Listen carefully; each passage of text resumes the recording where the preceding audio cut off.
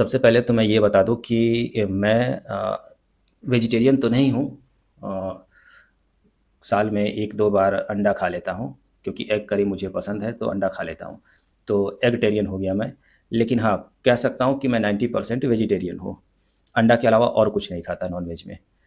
तो ये डिस्क्लेमर था। अब जो मेन बात है वो ये है कि मैं देख रहा हूँ कि सोशल मीडिया पे या फिर ऐसे भी कई लोग इस बात को प्रमोट कर रहे हैं या इस बात पे ज़ोर दे रहे हैं।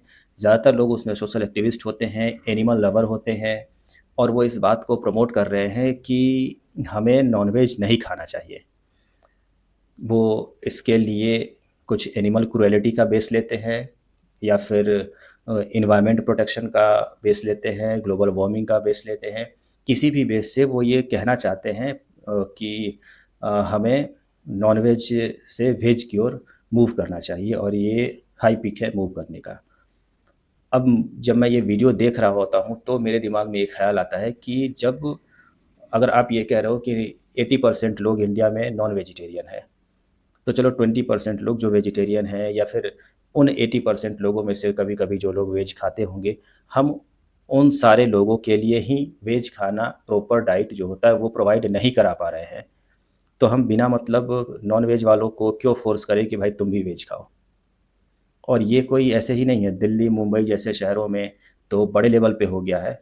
बाकी इंडिया के किसी भी कोने में चले जाएँ, तो वहाँ जो सब्जियाँ हैं, जो फ्रूट्स हैं, इनफैक्ट जो दाल-चावल भी है, उसमें भी कितना ज़्यादा केमिकल है कि इंडिया ऐसा हो सकता है कि अगले कुछ साल बाद इंडिया में उस केमिकल फूड में जो केमिकल है, उस वजह से कैंसर का या फिर तरह-तरह की और जो बीमारियाँ हैं, उसका कैपिटल बन जाए।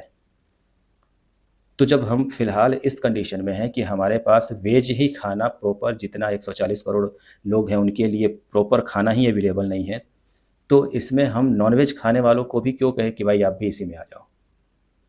क्योंकि ये मुझे लॉजिकल नहीं लगता है।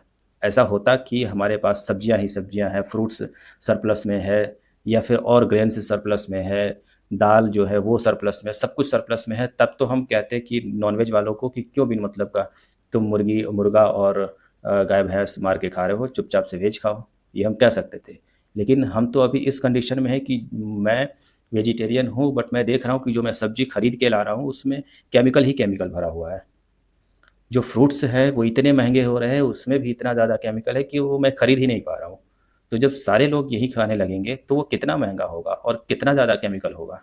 और चलो किसी तरह हम अपने लैंड को थोड़ा रिफ़ॉर्म करके और एग्रीकल्चर जो लैंड है उसको और बढ़ा करके हम इस बात पे तैयार भी हो जाएँ कि चलो उतने के लिए हम किसी तरह खेती कर लेते हैं। तब भी हमारा जो एग्रीकल्चरल लैंड है, उस पे कितना ज़्यादा बर्डन होगा। वो बर्डन ठीक वैसा ही होगा जो पंजाब में फ़िलहाल देखा जा रहा है कि पंजाब की जो ज़मीन है वो बंजर होने के कगार पे है, क्योंकि उस पे पिछले 30-40 सालों में इतना ज़्यादा बर्डन दिया गया 3-3 टाइम की फसलें उगा करके। वो हाल पूरे देश में होगा अगर हम इस बात पे आ जाए कि हर कोई वेज खाए। तो मुझे लगता है कि ठीक है, एनिमल पे क्रुएल्टी नहीं होना चाहिए। एनिमल क्रुएल्टी और नॉन-वेज ये दोनों अलग-अलग सेक्टर हैं। इसको अलग-अलग तरीके से डील करना चाहिए। क्रुएल्टी के अगेंस्ट हर कोई है। और ठीक है कि मैं किसी चीज़ को मार के खा रहा हूँ तो वो मेरा अधिकार नहीं है, उसकी अपनी ज़िंदगी है। पर मजबूरी भी तो कोई चीज़ है। ऊपर से फूड चेन भी एक सिस्टम बना हुआ है, उस चीज़ को भी काउंटर करना, उस चीज़ को नलीफ़ाई करना भी आसान नहीं है। और ये सब कुछ कर भी देते हैं, तब भी हमारे पास वेज खाना ही सरप्लस अवेलेबल नहीं है कि हम पूरा जो डाइट है, पूरे जो शरीर की खुराक है, प्रॉपर अमाउंट ऑफ प्रोटीन्स होने चाहिए, प्रॉपर अमाउंट्स ऑफ कार्ब्स होने चाहिए, फैट होने चाहिए, विटामिन्स होने चाहिए, मिनरल्स होने चाहिए। ये सब कुछ हम वेज से शायद पूरी पॉपुलेशन को नहीं दे पाएँगे।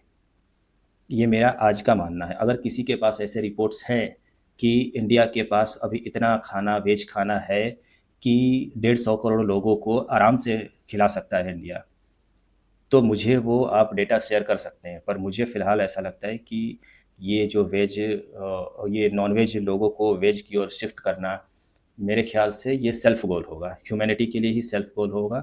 जानवर को बचाने के चक्कर में हम खुद अपने आप अपने पैर पे कुल्हाड़ी मारेंगे और खुद ही कुपोषण के शिकार हो जाएँगे।